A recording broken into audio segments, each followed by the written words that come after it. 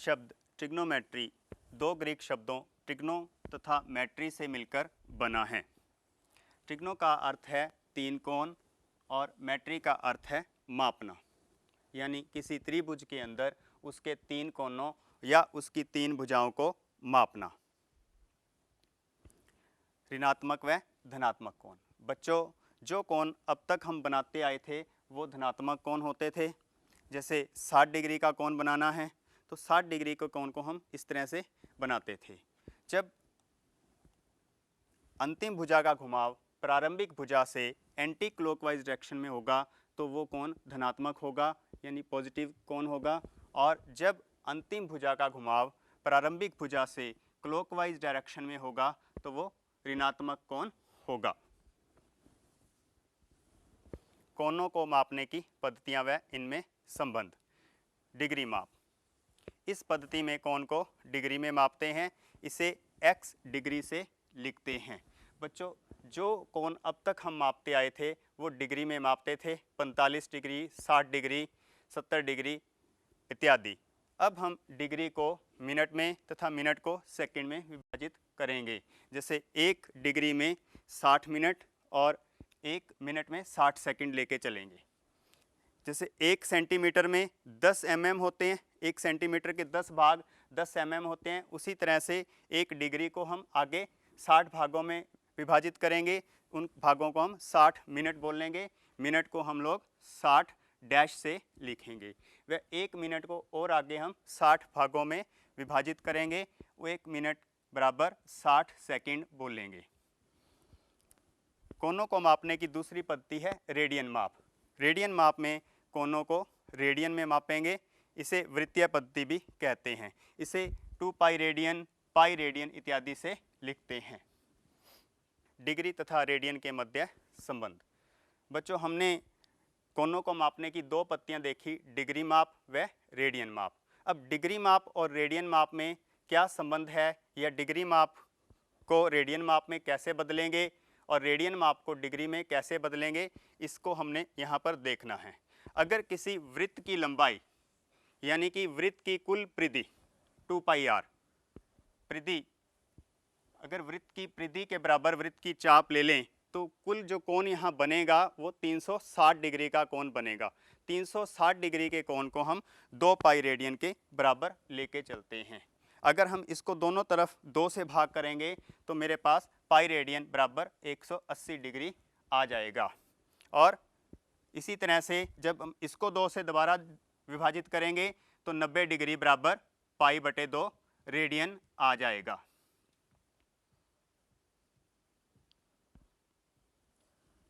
आइए आगे देखते हैं डिग्री तथा रेडियन के मध्य संबंध। क्योंकि 2 पाई रेडियन 360 डिग्री के बराबर होता है, तो इसलिए यदि हम इसे दोनों तरफ 2 से भाग करेंगे, 2 पाई बटे 2 और 360 बटे 2 करेंगे तो पाई रेडियन बराबर 180 डिग्री प्राप्त होता है। इसी तरह हम रेडियन के अन्य मान भी ज्ञात कर सकते हैं व इसका उपयोग डिग्री के मान को रेडियन में व रेडियन के मान को डिग्री में बदल सकते हैं।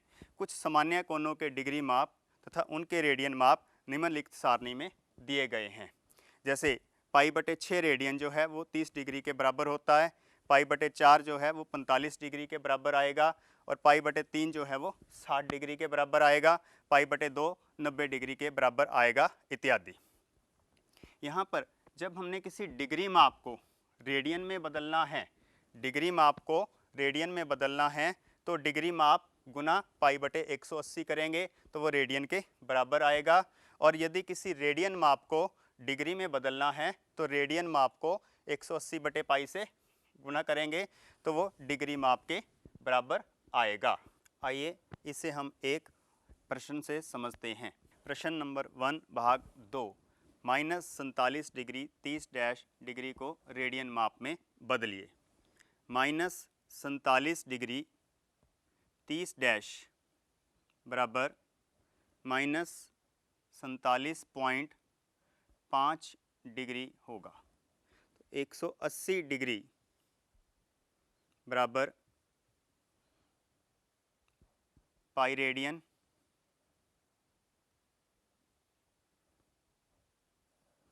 180 डिग्री बराबर पाई रेडियन, 1 डिग्री बराबर पाई बटे 180 रेडियन व -47.5 डिग्री बराबर पाई बटे 180 गुना -47.5 डिग्री।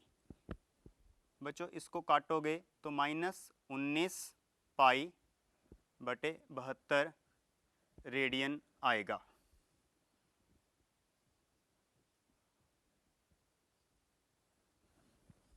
बच्चों जब भी हम डिग्री को रेडियन माप में बदलते हैं तो आंसर में पाई को रखना होता है। पाई का मान आपने यहाँ नहीं भरना। तो इसको -47 डिग्री 30 डैश हमारे पास -19 पाई बटे 72 रेडियन के बराबर आया। आइए बढ़ते हैं अगले प्रश्न पे। प्रश्न 2 भाग 1 11 बटे 16 रेडियन को डिग्री माप में बदलिए। अब हमने रेडियन को डिग्री में बदलना सीखना है। पाई रेडियन जो है, पाई रेडियन बराबर 180 डिग्री होता है। तो 1 रेडियन बराबर 180 बटे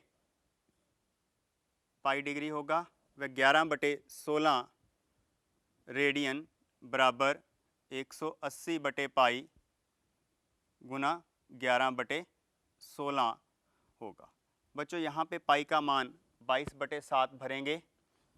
180 गुना 11 बटे में 22 बटे 7, वो 7 ऊपर आ जाएगा, गुना में 16। इसको काटेंगे हम। 180 गुना 11 गुना 7 बटे में 22 गुना 16। 11 गुना 2 22 और 2 और 180 कटेंगे 90 पे, 90 पे, और फिर 45 बटे में 8 बराबर आ जाएगा 35 और 315 बटे 8 डिग्री। आइए आगे देखते हैं। थीटा एल व आर के बीच में संबंध। यहाँ पे किसी वृत्त के अंदर किसी वृत्त की चाप एल द्वारा बनाया गया कोण थीटा व उसकी त्रिज्या आर है। एल चाप की लंबाई, आर वृत्त की त्रिज्या व थीटा चाप के द्वारा वृत्त के केंद्र पर बनाया गया कोण है। इसके बीच में हमने संबंध देखना है कि थीटा एल और आर के बीच में क्या संबंध होगा। यदि वृत्त की चाप की कुल लंबाई उसकी परिधि के बराबर हो, यदि वृत्त की चाप की कुल लंबाई वृत्त की परिधि के बराबर हो तो वृत्त के केंद्र पर बना कोण 2 पाई होता है। हम जानते हैं कि वृत्त पूर्ण जो कोण है वो 360 डिग्री का होता है और 360 डिग्री 2 पाई के रेडियन के बराबर होता है। इसलिए यहाँ पे 2 पाई लिया गया। अगर वृत्त की चाप की कुल लंबाई यानी वृत्त की परिधि 2 पाई आर हो तो एंगल जो है, कोण जो है वो 2 पाई रेडियन होगा। और यदि वृत्त की चाप की लंबाई 1 ले लें तो कोण हमारा 2 पाई बटे 2 पाई आर हो जाएगा। 2 पाई और 2 पाई को काटेंगे तो 1 बटे आर होगा। अगर वृत्त की चाप की लंबाई एल लें, एल, तो हमारा कोण जो बनेगा थीटा बराबर एल गुना 1 बटे आर होगा, यानी थीटा बराबर एल बटे आर आया। अब यहाँ पे एक बात देखनी है, क्योंकि रेडियन माप को हमने वृत्तीय पद्धति भी कहा था कि इसे वृत्तीय पद्धति भी कहा जाता है। तो एक वृत्त के अंदर जब कोई चाप किसी वृत्त के केंद्र पर कोण बनाएगी, अगर कोई चाप वृत्त के केंद्र पर कोई कोण बनाएगी थीटा, तो उसको हम रेडियन में मापते हैं। थीटा बराबर एल बटे आर को हमेशा हम रेडियन में मापेंगे। प्रश्न संख्या 5। एक वृत्त जिसका व्यास 40 सेंटीमीटर है कि एक जीवा 20 सेंटीमीटर लंबाई की है, तो इसके संगत छोटे चाप की लंबाई ज्ञात कीजिए। क्या दिया है हमें? इस जीवा की लंबाई दी है 20 सेंटीमीटर। इस जीवा की संगत चाप, छोटी चाप, इसकी लंबाई निकालनी है हमने। क्या ज्ञात करना है हमने? ए बी चाप की लंबाई ज्ञात करनी है, जो छोटी चाप है। दिया है वृत्त का व्यास, वृत्त का व्यास बराबर 40 सेंटीमीटर, इसलिए त्रिज्या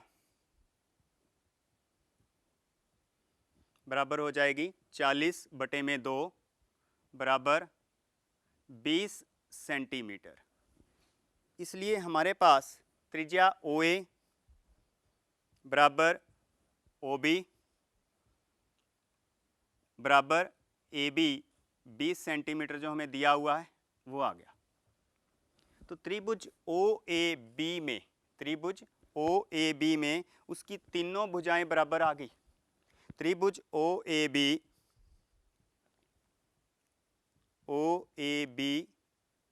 एक समबाहु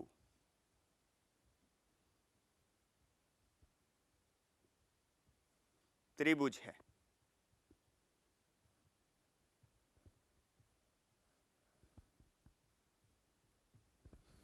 त्रिभुज OAB एक समबाहु त्रिभुज है, इसलिए angle AOB, angle AOB 60 degree का होगा, क्योंकि समबाहु त्रिभुज के तीनों कोण बराबर होते हैं, 60-60 डिग्री के होते हैं। इसको हम रेडियन में लिखेंगे तो π/3 रेडियन के बराबर आएगा।